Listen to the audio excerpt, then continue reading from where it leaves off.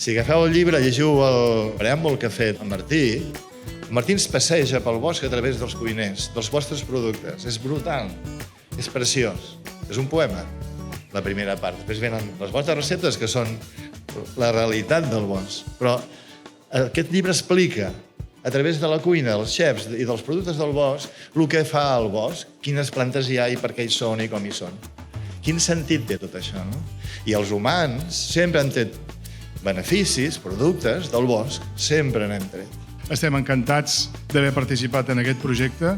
És molt important que posem atenció a la gestió forestal, en tant que per nosaltres és una eina indispensable per seguir fent la nostra feina, que és cuinar i poder, d'alguna manera, mostrar el talent que hi ha a les cuines d'aquest país avui més que mai. I actualment, en un moment com el que estem visquent, de forta crisi, i que hem d'anar al tanto de no llançar missatges alarmants i catastrofistes, però ho hem de fer-ho.